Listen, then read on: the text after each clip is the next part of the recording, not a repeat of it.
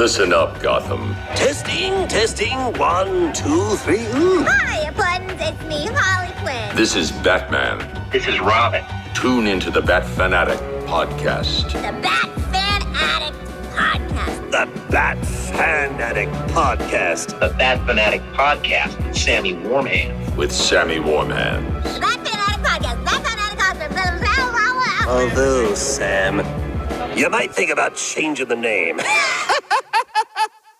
Hey everybody, it's the Dark Knight of Rap, Sammy Warmhands, and this is Election Day on the Bat Fanatic Podcast. That's right, we're dropping on Tuesday instead of Friday because we want to talk about the comic book movie based on the seminal book that questions how we think about our world and our government.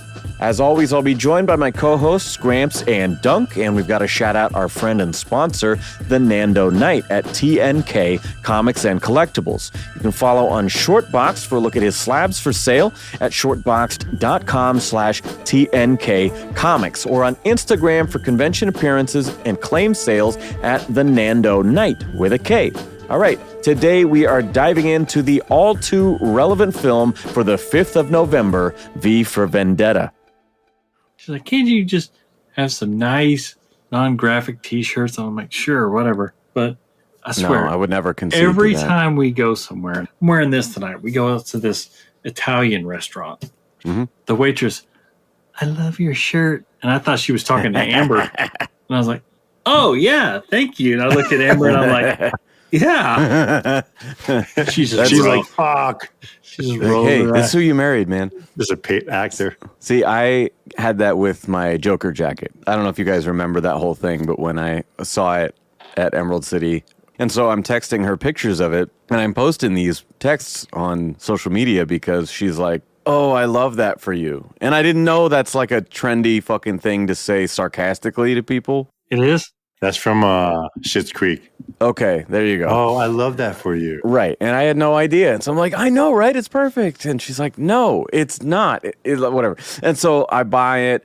And all my friends are like, oh, that's so cool. And then even people who don't know Batman are like, whoa, that's cool. What is that? You know, and then I tell them what it's from. And, and then it was exactly what you're talking about, where she's like, oh my God, you bought that fucking hideous jacket. And then every time I wear it out, people are like, whoa, that's rad. I'm like, Batman 89, what's up? It's a good feeling. It's a good feeling being a dude. Yeah. I mean, I just went to 2 Metallica shows, and I was texting her, like, every person that walks by, I just want to be like, nice shirt, nice shirt, nice shirt, nice shirt. You know? You got decades and decades of band shirts here. That happened to me on Saturday. I had a Dragon Ball Z shirt, and like just randomly people were like, yo, sick shirt, Dragon Ball Z, man. Remember watching that? I'm like, duh. Let's talk about it. And it was like, We're easily entertained. it's a great icebreaker. I always thought it was a little taboo to wear the band shirt of the concert you're going to. I never do that, but I did this time. Okay. What is this? You're going to wear this to the show. You're going to wear the shirt of the band you're going to go see. Don't be that guy. I don't know. I always thought those rules were stupid or whatever. Like, I'll wear my own band shirts because I'm like, dude, if I don't like my music, then fucking something's going wrong, right? Like, I like the shit. I made it because I like it. Like, you know, if a chef won't taste his own food, something's wrong. Right. You know? Right. That's good. I like that. Right. I should be my own ambassador. Now, today I thought we were going to have a special guest, but it didn't work out. Ben didn't want to come on? He did, Oh. and then we had to cancel last week. And he was like, yeah, you know, I was ready to do it before, and now I just don't really feel like sitting around all day and doing a thing. And I'm like, yeah, we had our chance, but We you almost know. had double Polanski. Anyway, today we're doing one of the best comic book movies, in my opinion. It's one of my personal favorites. So we're going to talk about V for Vendetta from 2005. Yay. It's directed by James McTeague, who was the first AD on The Matrix. Written by the Wachowskis. Adapted, of course, from Alan Moore and Dave Gibbons' 1982 comic series. Starring Hugo Weaving, Natalie Portman, Rupert Graves, Stephen Ray, Stephen Fry, John Hurt as the fiery Adam Sutler, and Tim Pigott-Smith, as well as Roger Allam. Quite a big cast on this one. We've all seen this before, right? This is not new for any of us. Yeah.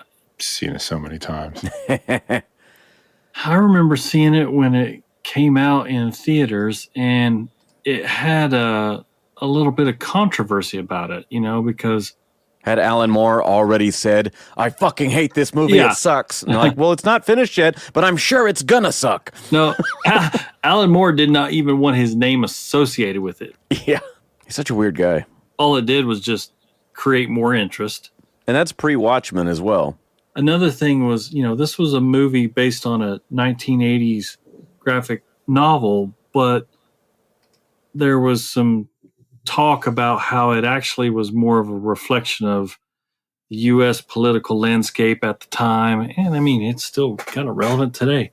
But I mean, there was just a lot of backlash from critics, but I think overall the audience really enjoyed it. But yeah, I just remember that. So I was like, I got to go see this because it was a DC Comics film without really being publicized as a DC Comics film. Yeah, it kind of was in its own little bubble. I didn't know anything about it. I just thought it looked cool. And okay, Wachowskis just did the Matrix movies and shit. Like, all right, yeah, I'm interested. Oh, Natalie Portman. Okay, familiar face. Yeah, let's check it out. Yeah, it had a great cast. I remember seeing the trailers. I was like, wow, dude.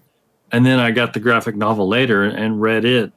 And I just reread it like 2 times because I knew we were going to do the show. But also I was able to finally pick up a really nice 30th year anniversary hardcover of it. And nice. Yeah. And it's a lot better than the trade paperback that I had.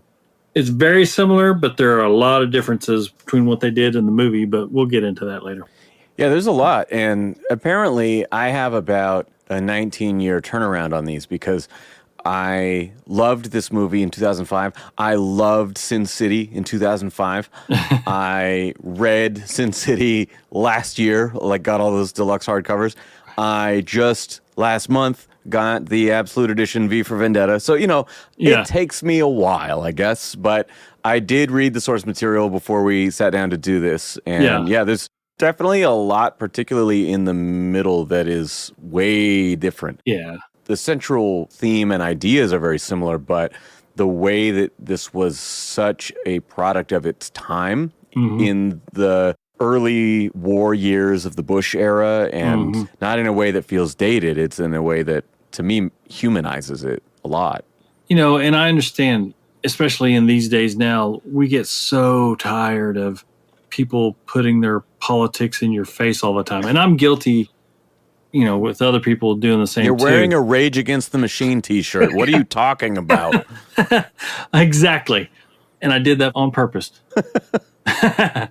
But this movie, people were just like, oh, God, now we got to hear about politics and film, and blah, blah, blah, blah, blah, blah, blah. And it's just like... Well, hey, since this is going to come out in November, let's do a big political episode now. Let's do our campaign speeches. Ready?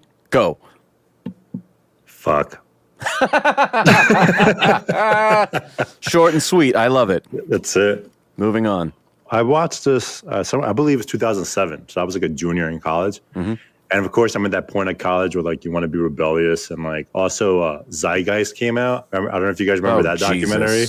That came out. George Carlin was famous again with everyone watching to his stand-up because of the Zeitgeist. Then I watched this movie and it was just oh, we're heading into an election year. This movie just came out. And I'm like, all right, it's us against them. And this movie was just fitting to my mindset in 2007 when I finally watched it because I didn't go to the movie theaters like everyone else because I wasn't sure if it was a DC movie and I didn't read the comic either. So it was more of a fitting movie to everything else that was going on. You really are a sports guy because you're I'm not sure if this is our team, so I'm going to sit this one out. Yep. And then later you're like, oh, fuck, that was good. Whoops. Whoopsie. Yeah. And then I became a huge fan of it. But yeah, it was in college, right? When all the things are going on, you're learning more, paying attention to the world. It was a fitting movie with everything else that I was ingesting during that time period. Yeah. Well, I think it's also important to kind of give a little history lesson in the source material because... Here we go. Old guy teaching these kids. I know. No, I just wanted to say that this was a 10-issue story that took almost 10 years to complete. Dude, it went from like 82 to 89 or something? Yeah. That's insane. Yeah, and even I'd like be so pissed. Dedication. Can you imagine if you bought issue 1? right. I'm sure there's so many people who are just like, hey, did you hear the final came? You're like, what? That's still a thing? I don't even care anymore. I may be wrong, but in the collected edition, it has these real short stories that don't really impact the main story at all, but it's just kind of a little insight into some of the characters. And I think that they kind of put those out at some point just to kind of say, hey, no, we're still working on this, but It still exists. it still exists. We're not giving up, but here's just kind of a little teaser to whet your appetite while we get the next 5 books ready. Yeah, I wasn't sure what those were intended to be. Yeah, they were just like little things that they'd put out in magazines. One thing I thought was funny is in the introduction written by Alan Moore, I think it was from the late 80s, like when they first collected it. And he was saying, let's collect everything, warts and all. You know, we started this series a long time ago before we finished it. You know, it's maybe not quite as solid writing-wise as the later issues, but, you know, I'm still happy with everything. We didn't touch anything up. We just put it out the way that it was. And then I read it, and I was like, interesting that you say that, because I far prefer the initial couple issues of the book and the way that it was written, as opposed to the more it goes on, the more it's written like phonetic accents and all kinds of, it's like the most over-the-top Cockney slang dialogue and shit. And I'm like, what the fuck is even going on? I'm reading some of these quotes like 4 times and I'm just moving on. I know. Whenever I think he's supposed to be from Scotland. Maybe that's what it is. I'm Yeah, like, what the fuck? he's writing in a way that it sounds. Which can be helpful at times. You know, I get Yeah. when a Harley Quinn writer does it or something like that. But there are other times when I'm just trying to decipher, like, what word fragments are these? Yeah, it'd be nice if they had a little asterisk and said "see below" and it has like Translation? translations down below. That's what we need. We need like an airplane. And they're like, excuse me, miss, I speak jive. Got to deep into the bone. And the comic story, I mean, it is so dense. I mean, it is so dense. You get a lot of background and a lot of insight into every character. I mean, in the movie, they had like, I don't know, 90 minutes, maybe 2 hours to kind of tell the heart of the story and wrap it up real quick. It's much more efficient in that way, though. Like, I'm not going to hide it at all. I far prefer the movie and the choices that they made. And they had the benefit of being decades in the future to be able to look back at it and say, okay, how do we want to adapt this to our times? And so I'm not playing favorites in that regard. Obviously, it's written in a totally different period. But I do think it is much more to the point. Each character is used in a very deliberate way, and we don't have a whole lot of extra shit. We'll see little glimpses of side characters that were in it, like in the original book, but they don't spend a lot of time on them. They just serve the story, or they step out of the way. Yeah, they do a really good job of trimming the fat and just going to the point. Dave, were you able to read it, or are you falling asleep right now? Oh no, I didn't read it at all. Okay. I wanted to keep it. I wanted to keep it movie, and then I was like, let me just stick to the movies like that. When I do read it, I'm like, oh crap. Right. All right. It's one of those things, and maybe we're jumping ahead too far, but it's, you know, you always have these conversations where a film is based on a movie, and people are like, oh, you got to read the book. The book is so much better. Yeah. The book, yes, I love the book. It is one of my favorite graphic novels. It is so dense, though. And it's sometimes it's like going down rabbit holes that you're like, okay, when do we get to see V again? But it's so good. It's also one of those things where if you've never read the comic and just know the movie, you're fine. You're great. We'll get into this as we discuss the story, but there are also characterizations that are much more improved, in my opinion. Like, if we have talked about with my other co-hosts 80s Miller and his portrayal of women. This definitely has that. And Evie is not a strong character in the book. I think Natalie Portman's version of Evie is a much more believable successor to V's legacy. Anyway, with that, we'll jump into the story. It opens with Natalie Portman as Evie reciting the poem, Remember, Remember, the 5th of November, the Gunpowder Treason and Plot. We see Guy Fawkes' failed attempt to blow up Parliament, where he is arrested and hanged. The narration continues that it's important to remember the idea as much as the man, because 400 years later, an idea can still change the world.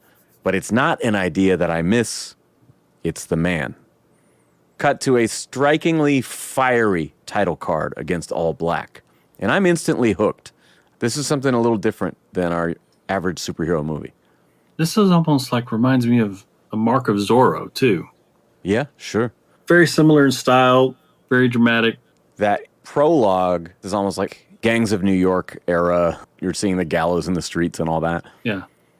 And then present day, we see a Fox News style commentator named Louis Prothero, who says that the U.S. has become an ulcered sphincter, the world's biggest leper colony. He cites the reason for this is fall from grace. It's godlessness, immigrants, homosexuals, and blah, blah, blah, blah, blah, and says that we did what we had to do because I'm a God-fearing Englishman and I'm goddamn proud of it. And he's just like laying into the screen like a fucking Rush Limbaugh, Bill O'Reilly type, just going for the throat. This is in like an alternate history where there's been this great war. He says in there, the former United States. So something has happened here in the U.S. where it's no longer the United States. England is now this far right-wing fascist nation. Yeah, it's a dictatorship. Right. As the TV plays now in the background, V gets ready in front of a mirror in a wonderful montage that's straight from the book, interwoven with Evie doing the same in her own apartment. They both shut off the TV at the same time, and we cut to the streets, still mirroring their movements as their feet walk through the streets. Evie sneaks out and gets caught after curfew. When cornered in the alley, she threatens to mace them, but they show their credentials and their quote-unquote fingermen. The government in this book is given anatomical terms like the finger, the mouth, the ear, the nose, etc., which isn't super obvious in the beginning of this movie, so you're like, what? Right. Your finger. Okay. You're going to finger me in the alley? I don't know what the fuck. The scene is, in my opinion, improved from the book and mirrors classic comic book movies like the first appearance of Superman, of Batman, and of Ninja Turtles. We think of all those first movies, right? We think of Clark and Lois and the Mugger. We think of The Rooftop, the I'm Batman scene with Michael Keaton. And we think of... We've been waiting for you, Miss O'Neill. What? Am I behind on my Sony payments again? It has that kind of a vibe to it. V handily takes down these would-be rapists and says to Evie, I can assure you that I mean you no harm. And she asks, who are you? And he points out the paradox of asking a masked man who he is. He speaks in alliterative prose and eventually says, you may call me V. After his speech, she goes, so are you like a crazy person? He says, actually, I'm a musician of sorts, and I'm on my way to deliver a performance like nothing you've ever seen. That whole introduction that he says with, like, every other word has the letter V and all this stuff. I was just like, how long did it take them to write this? Because or for Hugo to memorize it. Oh, yeah. And I didn't read the trivia this time, but I've read it in the past, and I remember that they had actually cast somebody else. Yes. And there are some scenes that were shot in the beginning where it's actually Hugo doing ADR over the original actors. Yes. Like a Darth Vader situation. Original actor James Purefoy. Okay. He left after about 6 weeks of filming. Oh, so he did a fair amount. Yeah, he did. And then they brought in Matrix, Agent Smith. He's also Red Skull. He's Elrond in Lord of the Rings. I mean, the dude he's one of those chameleon actors. he's iconic with his roles. Of course, the whole movie he's doing ADR over the acting. Right. It must have been like a Tom Hardy Bane situation where, we're going to have to redo all of this later. Right. But that whole scene, I was just like, one, it's not in the book, but it's just like, how long did they spend writing this? Because, I mean, it is. Well, insane. it is. It is in the book, but it's written much differently. He's giving like Shakespearean quotes and shit like that. Yes. The way that it was originally written, Evie is a 16-year-old girl who has heard some of her friends have made money, out on the corner in the streets at night. And so the reason she's getting all dolled up, which in the movie, it's implied that she was going to meet Gordon, who she works with, and we'll get to him. But in the original, she's a 16-year-old girl who's getting dressed up to pick up a John. Proposition herself. And her first person she tries to proposition is basically an undercover cop. Yeah. Right. And then they want to take advantage of her or whatever. And so it definitely plays different in each version in a big way. Sounds like it. Yeah, but just the way that he handled those cops, I mean, just the efficiency, and he like cuts the belt of the one guy and his pants drop, and then as he's trying to get away, he like sticks the knife in his pants or whatever and puts the fear of God in these corrupt fingerman police officers. Yeah, it was great. And then the way he turns around and there's that poster that says strength through unity, unity through faith, whatever, and the V into that. Oh my gosh. What a perfect introduction of this character. Quite the intro. The movie does a good job of giving you vignettes in the beginning. It's quickly paced. It gives you a lot of information, and it gives you glimpses of action without being like a big set piece or something like that. And we see the hanging in the very beginning that happens in like 30 seconds. We see this that happens very quickly as well. And just, again, like the kind of dramatic cutting back and forth to take you through that getting ready scene. And the TV is giving you all the exposition in the background. The characters aren't saying anything. They're alone, And just the way this whole thing rolls out. And then now we cut to the rooftop and it's like, holy shit, now we're really going to raise the stakes right out of the gate. So he dedicates this song to Lady Justice, pointing to a statue on top of a building nearby. And he recites the Remember, Remember, as she had done on the intro. And as the clock strikes midnight, he begins conducting to nothing. And Evie is incredulous, but soon she can hear music from the streets below. And people start looking out their windows as the music builds up, apparently from the government's own loudspeakers that are positioned on every corner. And as it reaches the climax, he looks on as not just the statue, but the entire building explode and fireworks shoot out in a V formation. He basically blew up the Statue of Liberty. Yeah, he's Bin Laden here. Yeah, I mean, that's the equivalent of what just happened here. And he did this in a manner where, to him, he's the director of an orchestra. Yeah, he's performing. She's like, you did this? And people are just shocked because they're so oppressed by the government that they can't even go outside at a certain time. And we've already seen what the cops are like. Yeah, he's already tapped into their federal sound system that plays out in the streets playing this music. And they're like, what in the world is going on? And this is the beauty of it because the propaganda section of the government the mouth changes it. Yeah, the mouth alters the story of what happened. We were talking about this being the early Iraq War years. It's very post 9/11 movie. Like, no joke, you're wearing a Rage Against the Machine shirt. But if you guys think back to late 2001 and early 2002, there was a literal blacklist. Rage Against the Machine was not allowed to be played on mainstream television and radio anymore. This shit was so prescient at the time. Like Chancellor Adam Sutler, played by John Hurt, he delivers such a great performance here. I mean, the whole cast does, but I love every moment that he's on screen. And when we first see him, his face is the size of a movie theater screen. And he's demanding answers from the government officials in this stark black room, almost like the Kryptonian Council, And throughout the film, it crops closer and closer on his face as he gets angrier and angrier. And when they're describing the music that was played, he just goes, add it to the blacklist, you know? And I never want to hear it again. yeah, I never want to hear that again. And discussing, like you said, the media spin on what is now a planned demolition, as well as surveillance in people's homes and on their phones. Like, what are people saying, you know? And one thing that I loved, having not read the book, is that it was so tied into, like, the Patriot Act. I remember at the time it was like monitoring people's library history, literally. Tapping phones, like Department of Homeland Security was created at this time. Yeah. So things that were very new to us in that moment are being explored here, and it just felt so current.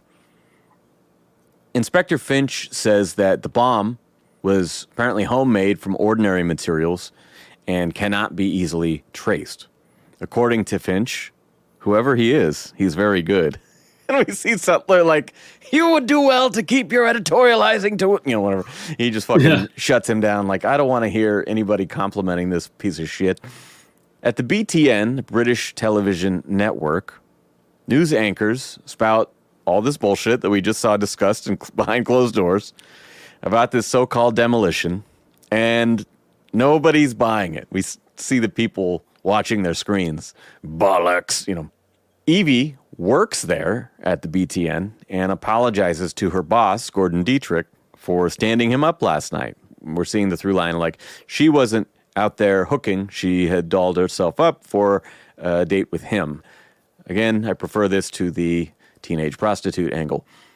Inspector Finch cannot ID Mr. V because of the mask, but was able to find Evie and her apartment and her BTN ID card. At the same time, Evie brings in a delivery into the wardrobe room at work, and it's a shitload of Guy Fawkes masks, or, as BFA alum Evan Vaught would say, Guy Forks. There's probably a porn parody of this movie somewhere out there. Guy Fawkes, I see. Okay, yeah. I'll say it if you won't. V stands for something else in that movie. V for vibrator. So V walks into the BTN newsroom with dynamite strapped to his chest, and Evie panics while people evacuate the building. Finch sees her in the crowd, and a chase ensues. We see TVs all around London, and even a massive Times Square-style screen taken over with a pre-recorded message by V. He says, among many things, words are the means to meaning and the enunciation of truth. And the truth is, there is something terribly wrong. And he speaks of their censorship and surveillance, saying that fear got the best of you and that they created a dictator. Sounds familiar. He says, I destroyed the Old Bailey, and eloquently challenges people to meet him outside the gates of Parliament in exactly 1 year on next November the 5th. I loved how efficient this movie is to get to this point, because the scene in the book isn't until like book 4. Really? Yeah. Man, because like I forgot how soon this scene happened. Yeah. So when we rewatched it recently, I was like, whoa, this is like the first 20 minutes of the movie. First 20 minutes of the movie, he's already threatening to... I just watched the whole movie. Yeah. Yeah. No, there's so much going on. It was so I think good. it happens in like book 4. Wow. And I like when you go back and you read the source material, because with any book, you're getting a lot more depth that you just can't fit into a movie runtime. It's always going to be interesting to me, like what they had to cut out and stuff, but just presented in this fashion is so effective. Yeah. I love how the use of the mask, he creates his own camouflage with the TV crew and inside the studio. I thought that was just super cool. Right. So when the cops bust into the newsroom, there's smoke everywhere, and it's kind of like the Dark Knight with the clowns and the doctor's gag, where they see V and they gun him down, and it's like, oh, the hostages are wearing all those masks and costumes. And so They see a bomb on the desk and a 3-minute timer, and there's no choice but to evacuate everybody. I didn't write this down, but one of the, I think, producers there is like trying to defuse the bomb. And Finch comes in, he's like, do you know what you're doing? Like, he's like, do you know how many years it took to build this facility? And the guy just so married to his fucking job and their propaganda machine that he was willing to risk his life to cut the wire. And he does, and it worked, but wow. Still not worth it. So in the hallway during the evacuation, V pretends to be a hostage and pushes out one of the hostages dressed like V.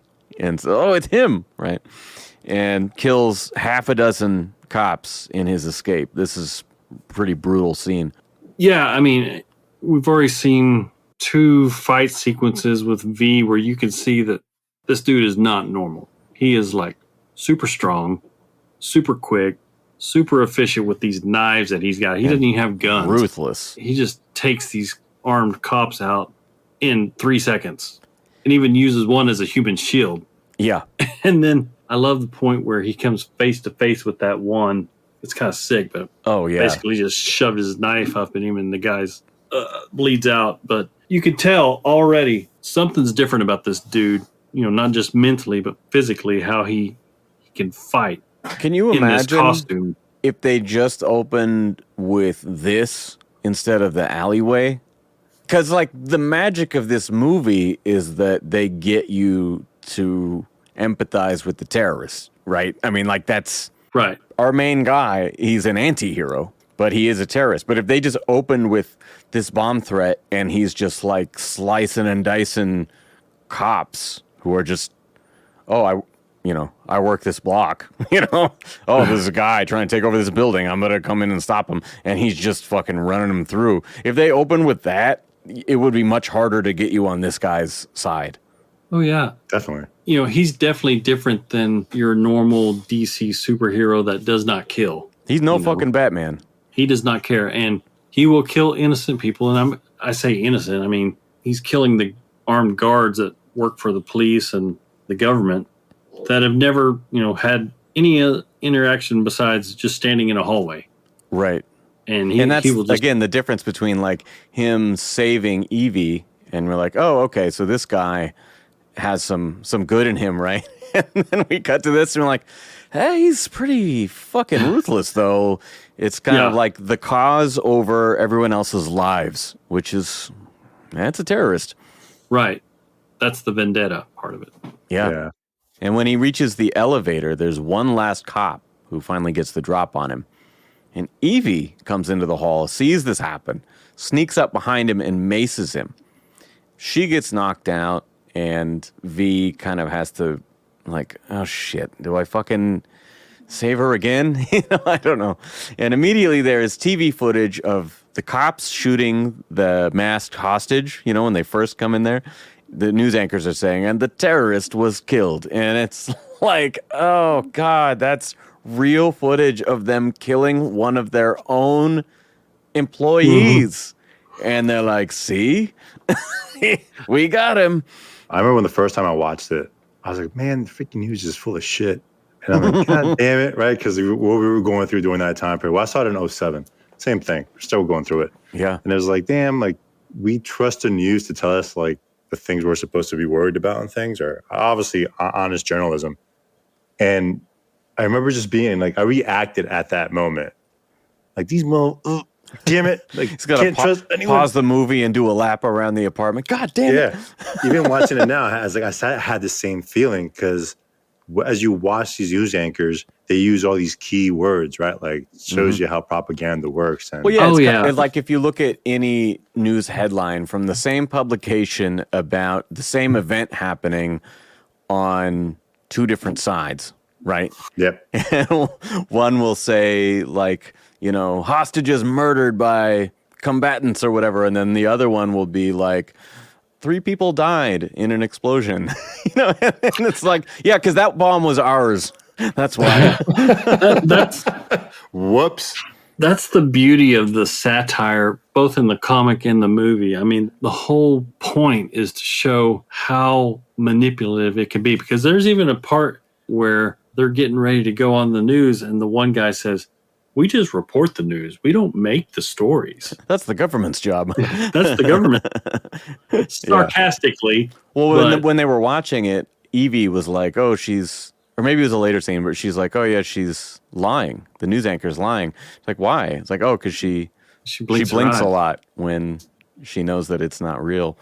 But I thought it was funny how, when they ran the story about killing the terrorists and stuff, the little 10-year-old girl's like, bollocks. Like, she knew. I was just like, I thought that was funny because there's a later scene with that girl when she's tagging the wall. Mm-hmm. She also spray paints bollocks misspelled on the ground, right? And they didn't add that part of it, but they do have her say it in that earlier scene. And so I'm like, hey, it's the girl, But I was like, 10-year-old really wouldn't care or know or anything like that. But, this whole movie is satire, and it's done so effectively. I love movies like this. Yeah, they do a lot of this without being preachy. It's still in a very entertaining way. It's tongue-in-cheek in a way, but at the same time, it's not taking itself too seriously, but it is and it isn't. It's still in the right tone. I think because it's so grounded in a world that we recognize, they don't have to go very far. Almost like the Hunger Games. I think the Hunger Games is awesome because it's just far enough from our reality that it's not Star Wars. I've always felt those stories that capturing sort of the unrest and creating something that's very entertaining about it, but speaks to that. Yeah. Leaves you a little something to chew on the ride home. So Evie wakes up in a strange place with books stacked to the ceiling. Old jazz music plays as she wanders through what looks like a castle full of art and rare artifacts.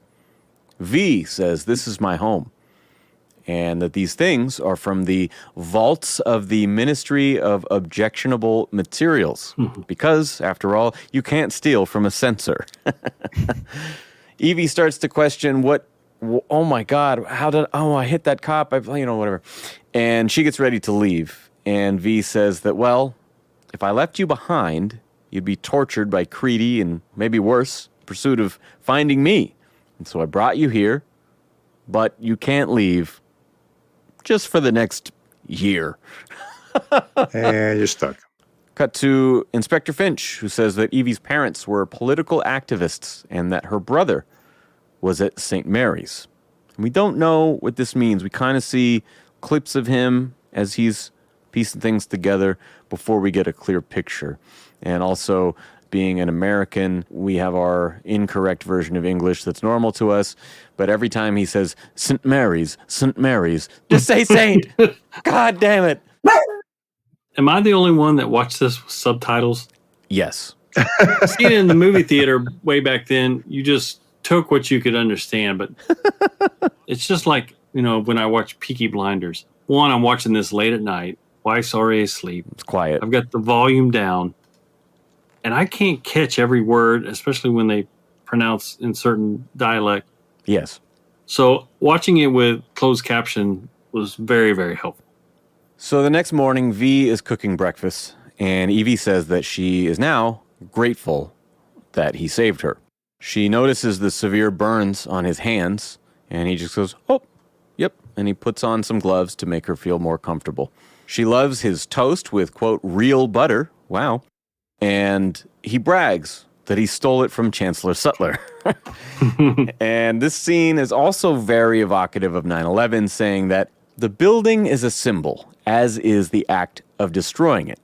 Alone, a symbol is meaningless, but with enough people, blowing up a building could change the world. And Evie retorts that every time I've seen the world change, it's been for the worse. Isn't that the fucking truth? Oh my God, we are 30 minutes in, and every word is perfect. To watch this 19 years later, every time I've seen the world change, it's been for the worst. Jesus Christ, that's a brutal line, and I feel it. It's the truth smacking you in the face again. Like, that's what this movie does. It's like, hey, this is a reality. Smack. I just got dick slapped by Natalie Portman's cock. Wiggle, wiggle. Helicopter dick. Slap. 1% check to the helicopter dick. I see Lady Gaga's face going.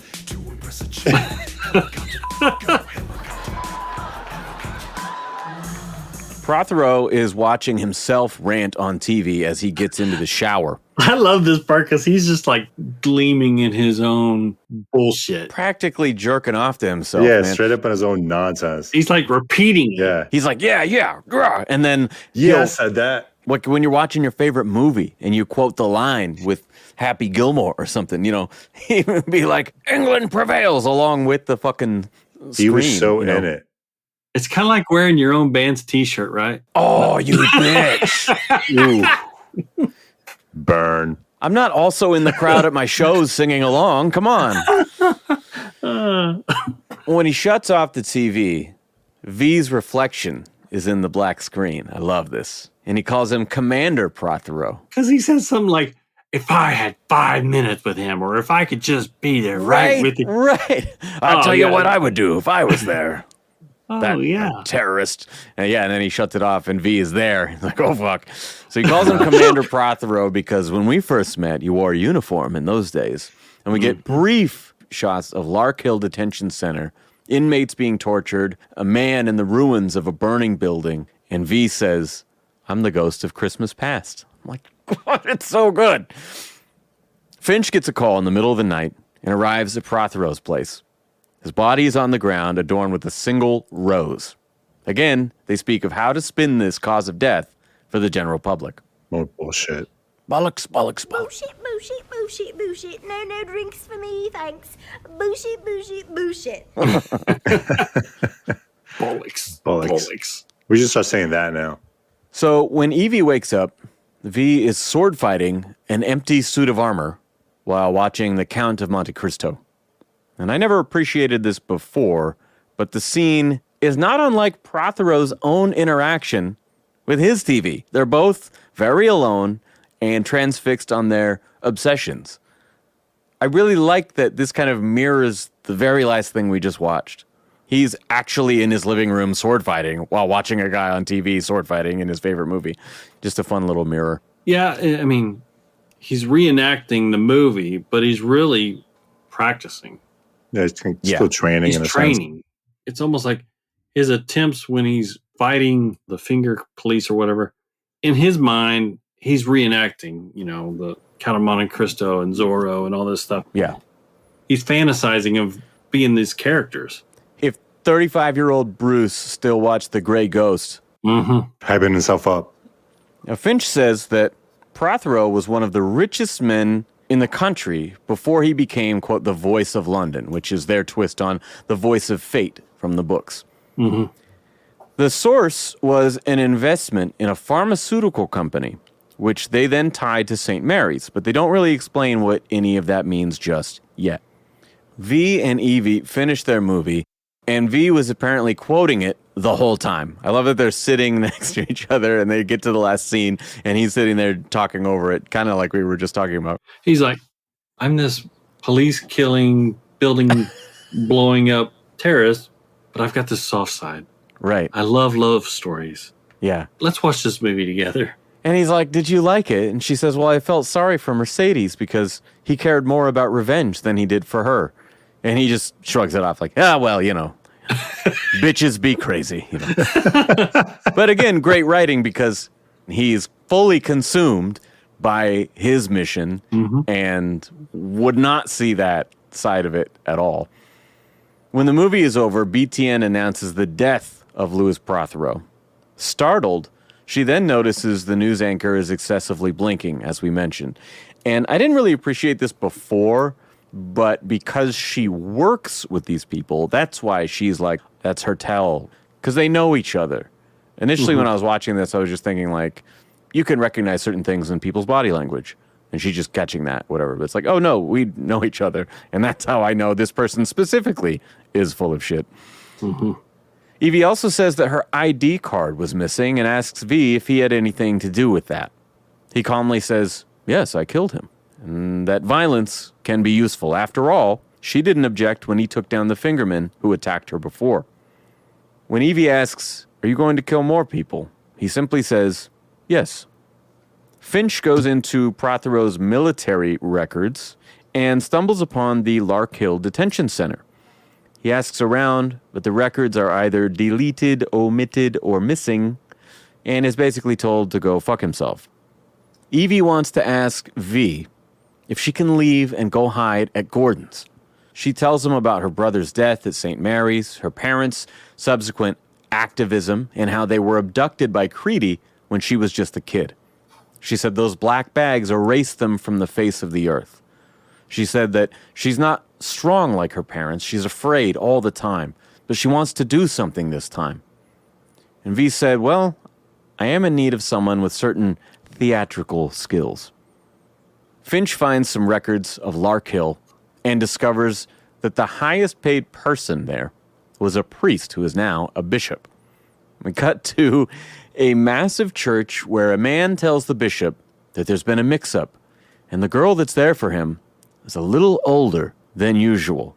Not too old, I hope. That's what this guy says. And keep in mind, this is 3 years after that Spotlight story on the Catholic Church. So incredibly poignant. God damn, this movie covers so much ground. Covers so much. You also got to remember, this was written back in the early to mid 80s. Yeah. I know, but the fact that they got that adaptation made at that time and got it approved, it just would not have been that effective if it was not right on the heels of our own buildings being taken down, right on the heels of the Catholic Church scandal. Like, the stars aligned with the timing of this. This is also another reason why it touched so many people's buttons back then. You know, protesting it, they were bashing it. The audience loved it, but people were losing their mind over this. It's out of the norm. Movies like this, once a movie or a thought makes you like question things, people don't like that. And this movie made you think about everything. Oh, yeah. And I think I was, 19, 20 when this came out. I'm not sure how tapped in I was to what critics and the cultural conversation is about a movie or something. I wasn't really in tune with what comic people were saying or anything about that. Now, Evie is dressed up like a little schoolgirl and sits with the bishop on his bed. This is very creepy. She confides that she is Evie Hammond and that the terrorist V is coming for him. And he thinks this is all just a fun little game and begins forcing himself on her. She's like trying to escape. Yeah. She's like, save me. And when she kicks him off, which is something that her being much older than his other victims, apparently, most of them probably did not have the advantage of her size and strength. But he is kicked away and calls her a fucking little whore, and then V bursts in to kill him. And somehow, Evie, in this costume, evades all the surveillance, but they do hear the murder because there's little trucks around with their audio surveillance all the time. Finch is on the scene, and then Creedy says, mistakes can no longer be tolerated, and they have this real face-off moment. He cautions him to keep out of Larkhill. Evie makes it to Gordon's house for shelter. Again, I don't know how far away that is, but in all of her bright pink and frilly and it's amazing. Yeah. Somehow. She's a pink ninja. But she says that it's dangerous for him to hide her there. But he replies with a near exact quote from V. If the police ever search my house, you will be the least of my problems. Right. And I love the way that they have so many parallels between him and V.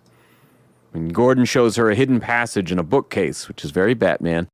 It's a room with rare artifacts like the Quran, the original destroyed God Save the Queen, Nazi memorabilia, and some photos of gay bondage or something. It's a very quick shot. Right. And Ben said that he's like, here are the extent of my notes. And it was like 3 things. And one of them was, of all the incriminating evidence, one of them is that he's a black and white photography enthusiast.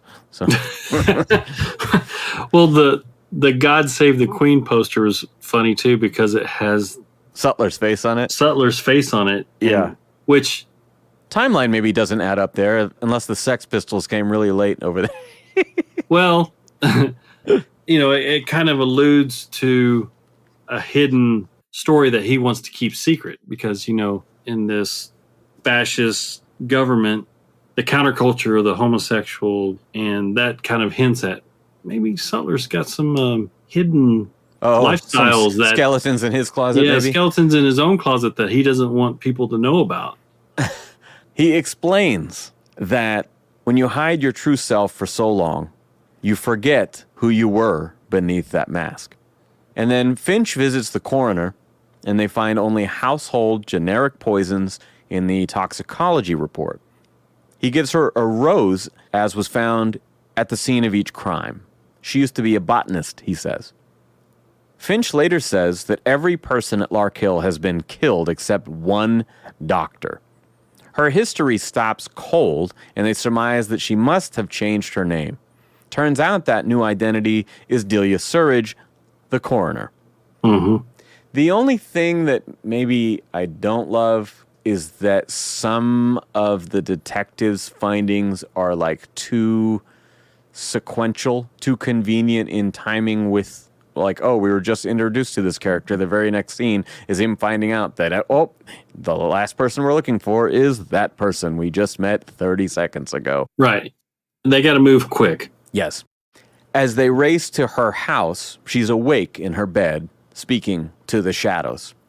And there is a masterful shot where light from the windows just slightly shifts for a second, and we see that V is standing there in the blackness in the corner of the room. Mm-hmm. Have you come here to kill me? She says. I killed you 10 minutes ago. And he shows her far more mercy than any previous victim, without any grandstanding or bloodshed. They're pretty heinous, some of these.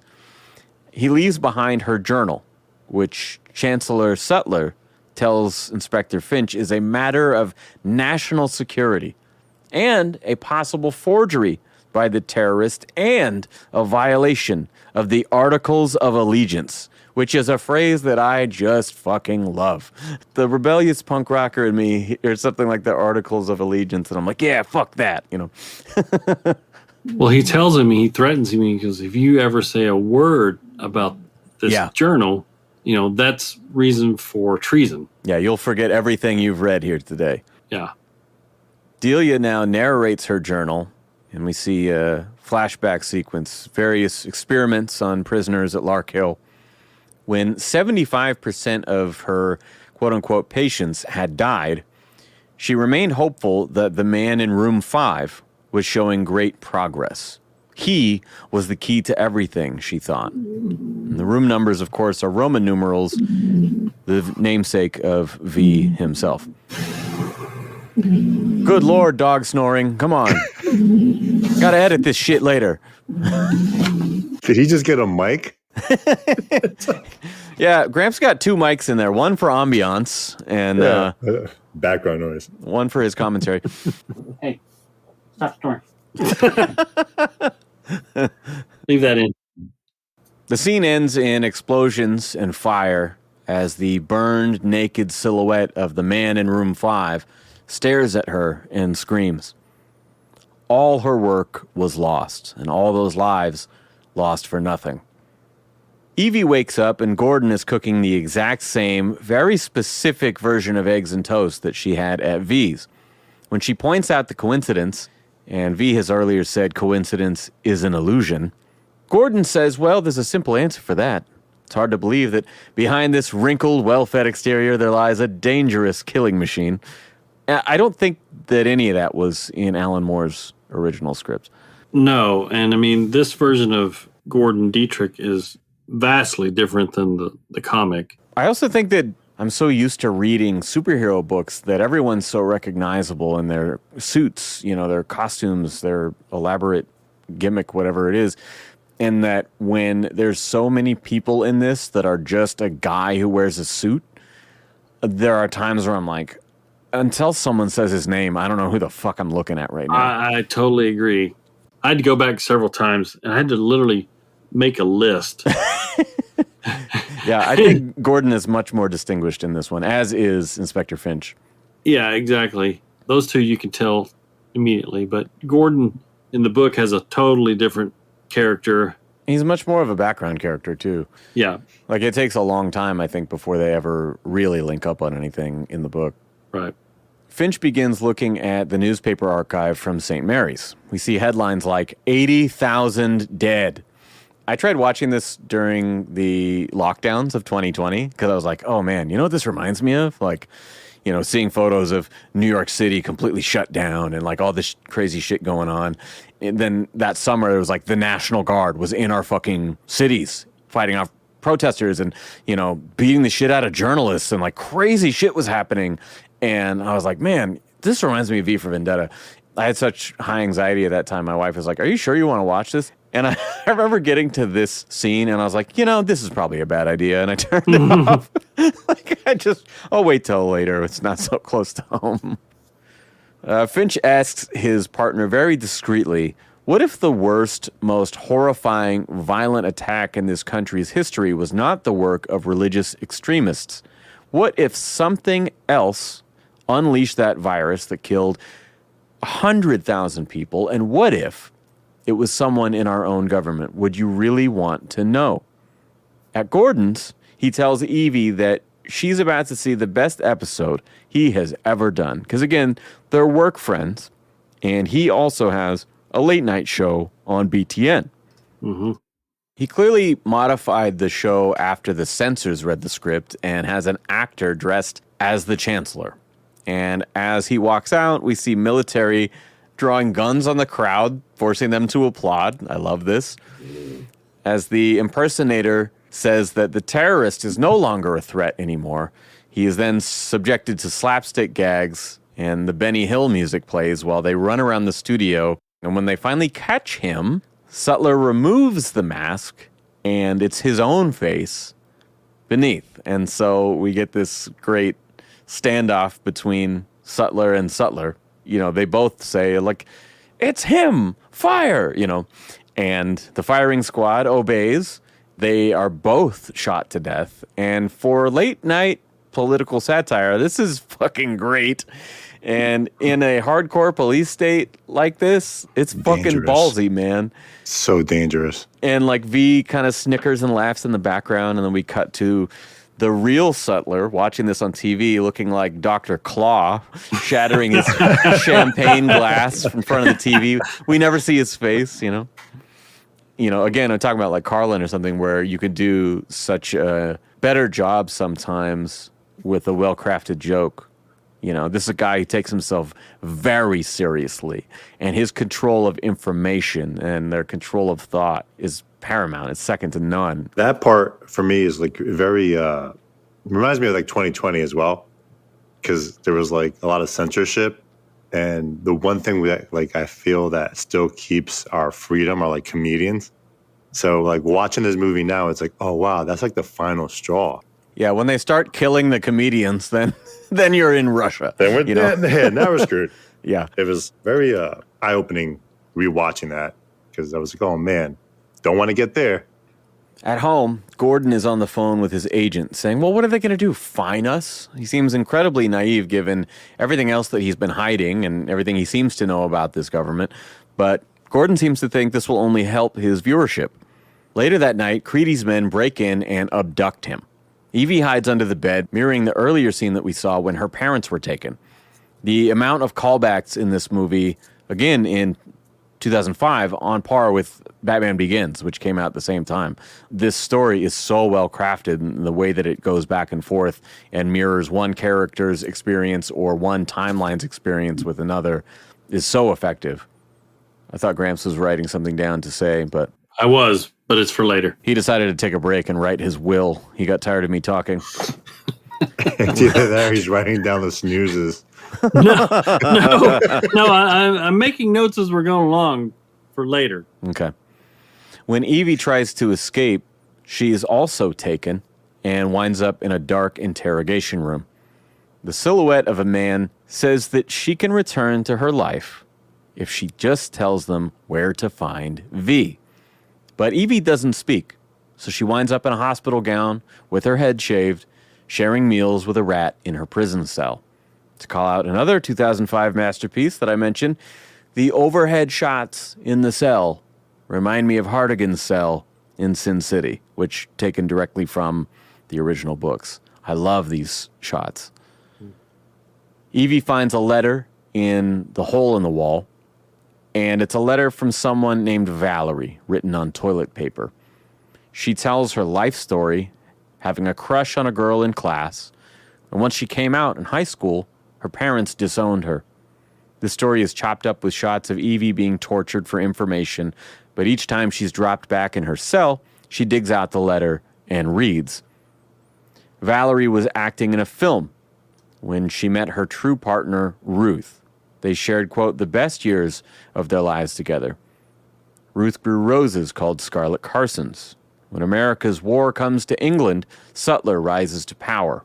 There were no more roses anymore, not for anyone. She talks about the way language changed, how different became dangerous, and I still don't understand it, why they hate us so much. And we're seeing various gay couples be abducted and taken away. Ruth was taken when she went to the store. Valerie was taken soon after. Her prison transformation is just the same as Evie's. One brief shot reveals that we actually saw her before, only unrecognizable from her sick complexion and shaved head. It shows her writing the letter in her cell and dissolves into Evie reading it. She says, though I will never meet you, I love you with all my heart. Very powerful scene. I love in the book, there's this scene where V is outside and he knows Valerie because she was in room number 4. Yeah. I love in the book where he's walking around outside and finds the movie poster of the movie that she was in. Mm-hmm. And he takes it back to his home in the Shadow Gallery. Yeah, and we do see it at one point. Yeah. I will also say, when I read the book, I kept wondering, when the fuck is this part going to happen? Right. Because it's way the fuck later. Yeah. In the book, she's a much more prominent person and role than in the movie. I guess I just mean before Evie is subjected to all this. Yeah. You know, her transformation is much slower. Oh, yeah.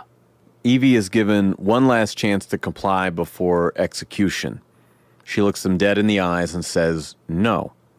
The man says to take her out to the firing squad. When he walks away, she's confused, peers out the open door. The armed guard is a mannequin, and past the cells is a door to V's underground lair. She's completely devastated and shocked, and then he greets her like nothing has even happened. Yeah, I mean, how twisted do you have to be to do that to somebody and be like, hey, how's it going? Good to see you again. Welcome home. It's one thing to be like, I wouldn't change anything because it made me the person I am today. But then to turn around and do all those horrible things to someone you care about, Yes. hoping that they have the same outcome. You know, it makes me think of like Three Jokers had this great line about, you know, Jason Todd, spoiler alert, if you haven't read Three Jokers from 4 fucking years ago, Jason Todd shoots one of the Jokers in the head. Mm-hmm. And Barbara's flipping out, going to Batman, like, what the fuck's going on, man? Why aren't you doing anything about this? He basically says, I was hoping that he was more like you, because she went through unspeakable trauma and she was able to survive these things. But as they contrast in that story, she had this support system and whatever, and Jason was off the grid. He had none of this, built this resentment, became this very violent, angry person. And so there's no telling what V could have created by doing this. If this was a real like superhero comic, he could have created his arch nemesis right now by subjecting her to the same tortures, because they're different people. You don't know how that's going to happen. Right. You know, one, he wants her to see what he went through and experience that, but he's kind of hoping to create an ally. Absolutely. And, you know, he knows that Gordon has been taken, executed. Yeah. Because of not just for, you know, the TV show, but because he was also hiding who he really was. Mm-hmm.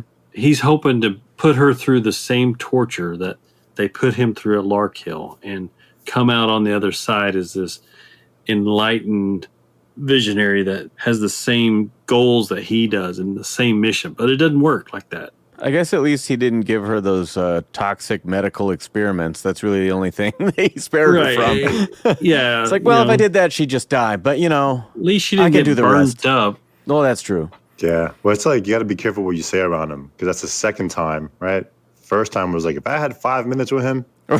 Right. And she was like, I wish I had no fear like you. Well, here we go. Oh, that could be arranged. That's a very good point. Got to be careful what you ask for.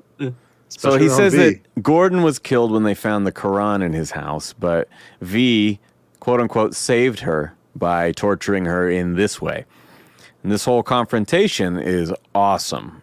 Like Dunk said, she wanted to live without fear, and there's really no other way to do it. She starts screaming at him to the point of a panic attack, and he says, they took your brother. They took your parents. They put you in a cell, this is pretty manipulative here. They put you in a cell, and you believed that was all you had. But when they threatened to kill you, you told them you'd rather die. He's like, okay, but you just had this breakthrough moment. Let's rewind to that a little bit and try to capture that defiance. She slows her breathing, steps outside in the rain, and from the roof, she's symbolically baptized here in the rain as V was baptized by fire. And this shot with Natalie is brilliant. I will say there's one bad edit here, perspective-wise, but V's fiery with the baptism... slow motion raindrop, the very Matrix-like. No, I raindrop coming down. I like the way that it's shot, but there's one shot where she has her neck turned slightly, and then they cut right back and it's straight. So it's just a very little thing. But anyway, this shot mirroring the baptism of fire and rage, and then cutting it with hers that's almost like joy and acceptance is just profound. Slow motion raindrops. It does it for you. Okay, fine. I like Zack Snyder movies. It's like when Batman's looking up. Was it the armored suit? Similar shot. Well, here I am. When Evie decides to leave, he shows her a room full of movie memorabilia and roses. It's a shrine to Valerie. She was in the cell next to his. Evie's imprisonment was a ruse, but Valerie was real. And V suffered the exact same way that she had. She pulls her face close to his, and any other movie, I believe, would unmask him right now and capitalize on this romantic tension here. But correctly, they don't, and they never do. They could have gone the whole Spider-Man, Mary Jane kiss thing where just raise the mask up a little bit. 100%. Yeah. I love the restraint. Yeah. Then Finch proposes to Sutler that his hunch is that Parliament will be attacked by train, because they're nearing November the 5th, the anniversary. But those tunnels were decommissioned, and Sutler dismisses this outright. He ratchets up the fear, citing viruses, water shortages, etc., saying, I want them to remember why they need us. Saying to the mouth, like, you got to put all these fucking stories out there like they do in election cycles and things like that. They want to get people divided and scared, or, like a wartime president, for example, is far more likely to be reelected as an incumbent. Finch tracks down someone named Rockwood, who used to work for Creedy. They meet at a memorial for the St. Mary's victims. He tells the story of Sutler, Larkhill, and that they discovered the St. Mary's virus in the process, and that they had the only cure. Creedy suggested that they poisoned the water supply as well as the school, and their pandemic was born. Widespread fear led to Sutler's election. Prothero and others invested in a pharmaceutical company that presented this miracle cure right after the election, made them all filthy rich, and several extremists are tried and executed, and Sutler preyed upon people's fear, rising to the new title of High Chancellor. Rockwood says that he'll provide tangible evidence once he feels safe from Creedy. I love that scene. Yeah. Is he supposed to look like Alan Moore? I thought he was trying to look like Al Pacino. Oh, yeah, I can see that.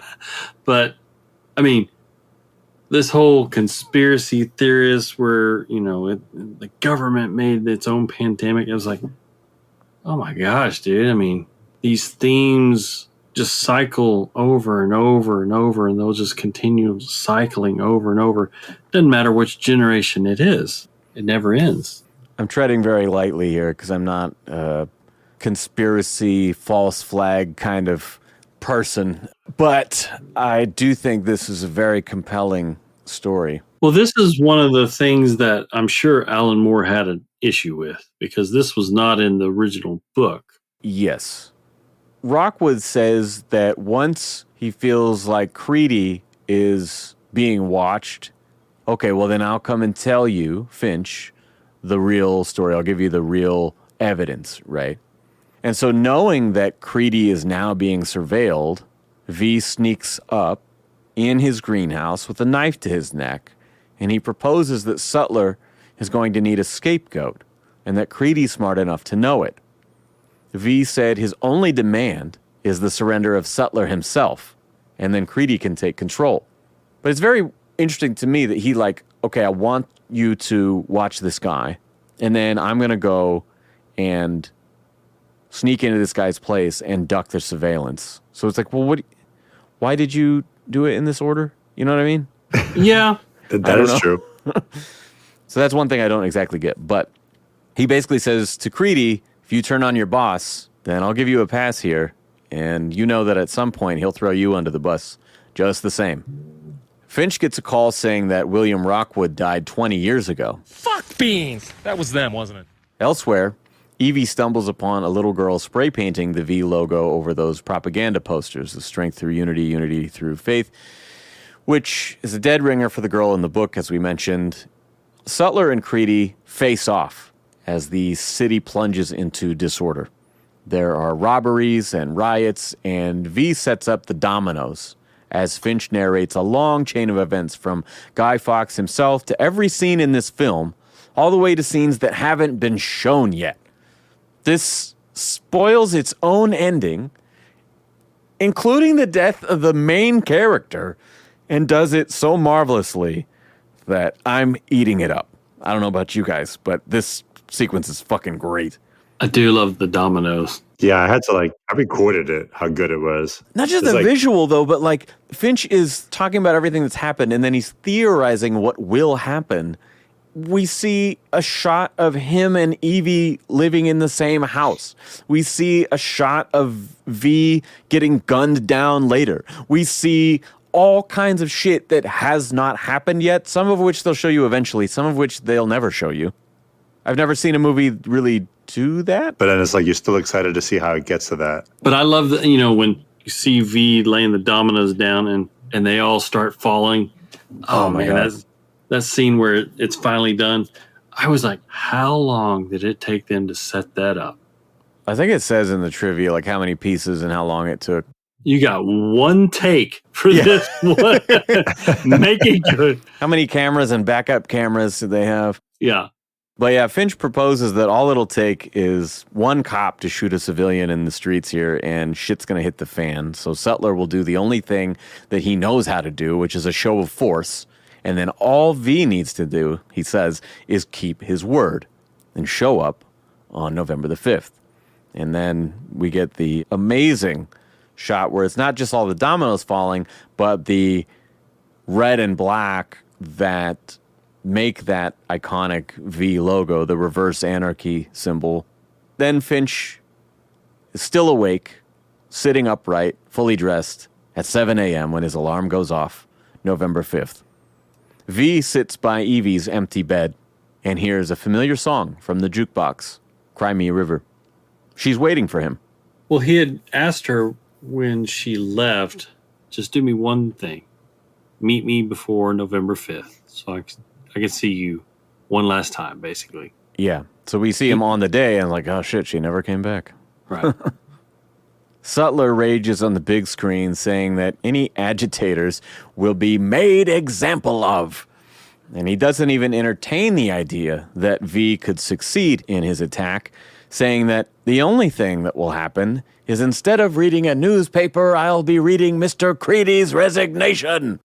And V asks for a dance. And Evie says that for someone so important to her life, she doesn't know anything about him. His parents, where he came from, what he looks like. And he says, beneath this mask there is a face, but I'm no more that face than the muscles beneath it or the bones beneath that. And this is now the second time they've resisted unmasking him.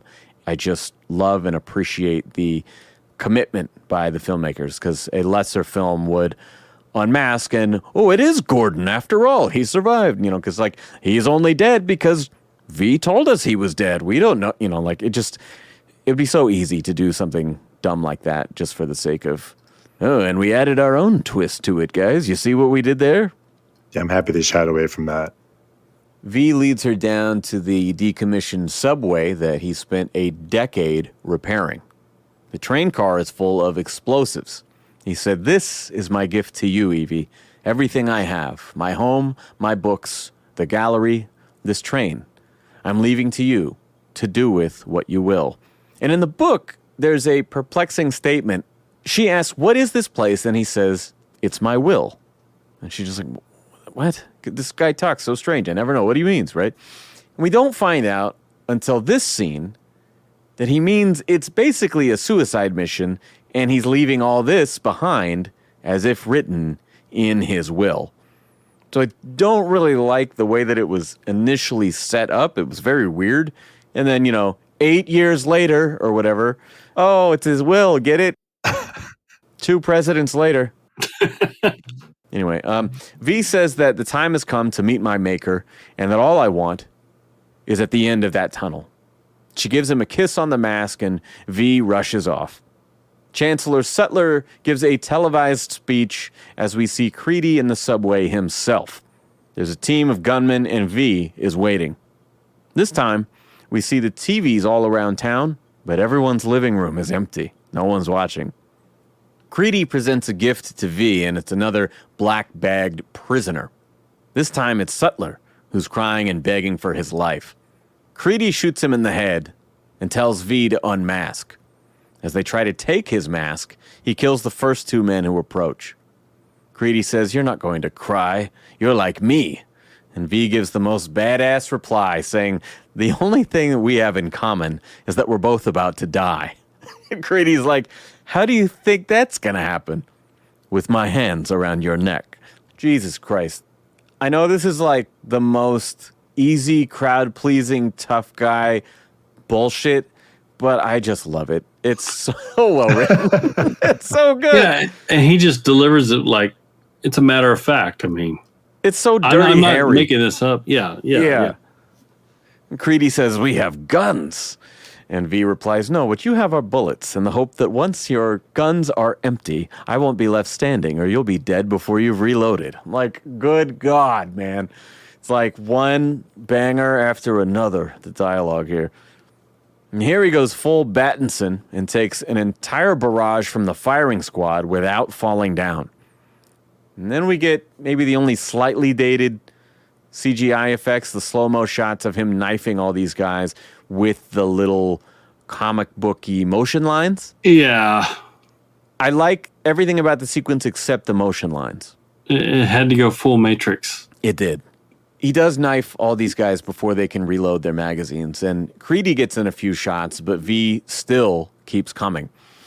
Says, why won't you die? And beneath this mask is an idea, Mr. Creedy, and ideas are bulletproof. And this is a line from the book. Maybe the best mic drop, last words. That was a bar. That's a Jay-Z bar right there. I put the boy in the box like David Blaine, let the audience watch. It ain't a thing. I don't know about Jay. That was like, it goes along with everyone else who wears a mask when you think about all the other heroes we follow, right? So it was like, whoa, and then you kill him. And it circles back to the very first scene where 400 years later, an idea can endure. So for him to say that in his last confrontation is everything.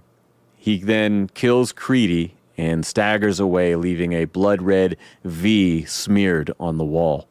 He makes it back to Evie's train, saying that he dreamt of this day for 20 years, but now he's fallen in love something that he never thought he could feel again. Above ground, countless protesters approach Parliament in their V costumes. Soldiers are everywhere, but Creedy isn't answering their call. And with no orders, the protesters walk right past the barricades and up to Parliament. When Finch arrives at the train with his gun drawn, he sees V's bloody body on a bed of roses. Evie says, "This country needs more than a building right now. It needs hope." She looks right at him and pulls the lever. Repeating V's line from earlier, she asks, "Do you like music, Mr. Finch?" We're seeing her become that protege that he dreamt of. Then the blacklisted score plays on the PA speakers, and the train sets off a monumental series of explosions. Finch asks, "Who was he?" and gets a cryptic reply. "He was Edmond Dantes. He was my father and my mother, my brother, my friend. He was you and me. He was all of us." As the fireworks blanket the sky, the protesters remove their masks, and we see scores of characters, both living and dead, from every era they've covered in the film. Watch that first scene again and listen to Natalie Portman's performance. The narration, the same words, versus how they're read at the end. And she's completely transformed. No one will ever forget that night and what it meant for this country, but I will never forget the man and what he meant to me. Fuck yeah. Holy shit. Perfect film. Gramps is like holding back. I'm waiting for the Gramps 2-star from the moment I started describing. I was like, this is one of my favorite comic book movies ever. I see him just like throw up in his mouth a little bit. I've got to keep my sleeping, snoring bulldogs here quiet. Oh, right. So I'm muting. I got a little overzealous with my note taking. And when I got to this point, I actually wrote, perfect movie, fuck pros and cons. I'm going to say this right now, 5 out of 5. Again, I already told you where I was, my mindset when I watched this movie. It was really fitting, right? We went through 9/11 that happened several years before that. TSA started happening. When I started 2007, I was going into an election year. So it was like all this craziness going on. The movie was so fitting that I didn't have any issues with it. And then, again, I haven't read the comic books. I can't compare to that. But as a movie, I don't have cons. I just watched it 5 times in the last 3 weeks. I legit enjoy watching this movie every single time. So I don't have cons. Yeah, I thought the performances were... You couldn't take your eyes off V. You listened to every word that Natalie Portman had to say. She's an amazing actress. I love all the other characters. Sutler was so good as the narcissistic fascist dictator. He was like the Wizard of Oz that you knew he was just full of crap. You know, that is very Wizard of Oz, the way he's presented. You're waiting to see what happened to him. Prothero, they changed him up from the comic, but the spirit was still there throughout the whole story. Finch was great. Yeah, Finch was great. Overall, the themes and the spirit of the movie was there. You know, we're all suckers for a guy dressed up in all black with a cape, taking out bad guys. I mean, the thing is, this movie makes you cheer for a guy that's really not a good guy. He's really not. Yeah. He's doing this for his own personal revenge, but he's taking it up under the charade of freeing the oppressed from the government. But really, he's just out there to kill people that put him and Valerie through a lot of hell at this camp. And I think that's kind of true of whether you look at mass shooters or anybody like this. You know, we'll see these like murder-suicide things. Yeah. Just trying to inflict as much pain on others as they've felt or perceived. I also love, you know, the satirical propaganda that this movie was about, you know, especially at the time that it came out. I love how it literally conveys, you know, some of the scariest people are the preacher that tells you who to vote for and the politician that tells you how to pray. Right. It ties into a lot of, I wouldn't say my own political beliefs, but it mirrors a lot of what we see in society and some of the injustices that people face. They need protection. They need a voice. Yeah, I mean, I don't want you and Levi to get abducted for your secret affair. Exactly. And V was standing up and being the voice for some of those people. So, was this a perfect movie? If it's not, then I don't know really what is. Yeah. What were my only gripes the whole time? Is like, that one shot was out of sequence. Yeah. Like, those lines on the knives as they spun, it really took me out of it. Okay, if I'm going to be nitpicky and gripe, the whole slow motion water drop scene from above, that was only like 1 second. Right. That could have been a 5 second, 10-second shot. But instead it was just like, and then it was back to another wide angle shot. I was like, I could see how it's out of place. It's more the kind of shot that they would use in action sequences. Yeah. And so to do it for a split second is a little odd, I guess. If you're going to do it, do it. Like you said, certain little editorial decisions right there. But I mean, the spirit of the movie is there. The graphic novel is so much more dense. You get a lot more meat with every character. It does give me a little bit of a headache at times where I'm like, what the fuck is this guy trying to say? But I will say this Scottish guy saying here? Beautifully rendered. I love the artwork. I love the themes in it. And again, the reason that this movie connected with me so much was not only being at that time in my life and the time in our country where all of these things were happening. It was just the best time for this story to get retold and updated for the times. So I think a lot of the magic is just in the timing of that. But there are so many of those themes in the original story that are definitely worth checking out. Yeah, it's an untouchable movie. There should never be a sequel made of this. There should never be a remake of this. I was thinking, can you imagine like what the fuck Evie's future is? And like they leave everything in the hands of the people, which is kind of the crazy thing of like, all right, we have dismantled everything. We have emboldened the population to take things back and then roll credits. I liked when they were taking their mask off and you saw the young girl that got killed. Yeah, and there's people who died in the camps and things like that. Yeah, I like that. Incredible. And that the whole thing is like, he was you, he was me, he was my brother, he was whatever. It's a bullshit answer if I'm Finch. I'm like, oh, come on, you fuck, tell me. You know what I mean? In a storytelling sequence, it's great. That first name, Edmond Dantes, I had to look that up. I was like, who's Edmond Dantes? But Dude, I scratched my head on that too. I was like, well, did I overlook this character? In Count of Monte Cristo. Oh. That's who that is. She's like, I watched this movie one time and I'm going to drop it casually. Like everyone knows it. Yeah, exactly. It's like, hey guys, I just watched this documentary. Let me rattle off a bunch of facts and pretend like I've known these things. Okay, guys, give me your ratings. I obviously have dropped mine. That's a 5 for me. Fuck, this is tough, man. I want to give it a 5. We're all similar ages. We all lived in a lot of different moments that we feel in the movie. With the pandemic, with 9/11, with the way our government's structured, all that nonsense. Anonymous came from this, the hacktivist group. Dude, when I first saw that, I was so stoked. And then it was just like, oh, no, this is just whatever. They've done some stuff, whatever. It seemed like, oh, this is going to be a big thing. Yeah. And it kind of fizzled out. But it kind of fizzled out. They tried to make a comeback about a couple of years during COVID. But it's like so much came from this movie, from this idea that was written in 1982 that came out in 2005. Yet here we are in 2024 where so much of it's still relevant. Yeah. So this is so fitting. Hands down 5. Suck it, Alan Moore. It's a great movie.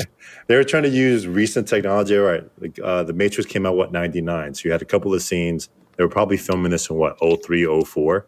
Yeah. That were brand new technology. Like, that's what it looked like. And to have a movie that's from 05 to still be so relevant and so good. And visually, it does hold up really well. That's the biggest thing. Visually is like, wow. You could put this in the movies now. Yeah. A lot of those early and mid-2000s CGI scenes in action and comic book movies, they don't look great these days. But for the most part, they really pulled it off here.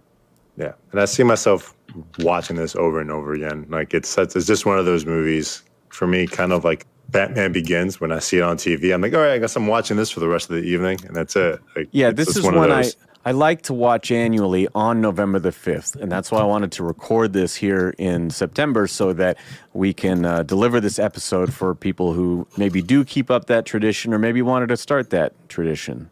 How about you, Gramps? Where are you sitting on your rating? Well, anytime a lead actress shaves her head on film. You get one chance for that and one chance for the dominoes, man. High stakes in these shoots. For me, this is like up there with Goodfellas and Empire Strikes Back and Wrath of Khan. Damn. Like I said, it's a movie that should never be touched, should never be remade. Agreed. Should not have a sequel. I didn't know if I owned it. I reached back into the Gramps back cave and I found that I actually bought this from Blockbuster Video. $3.99. I mean, no, their pre-owned movies back then were not $3. Oh, no, they weren't. Dude, you could spend like still $14 on one of those fucking things. Worth it. As I've mentioned, I've been building up my 4K collection in the last couple of years, and that was one of the ones that I bought pretty early on because you can. It's on 4K? Yeah, so you can generally find a good price on it. Okay. Cool. If you're looking to upgrade some of your comic book movies, that's a great one to have. Yeah.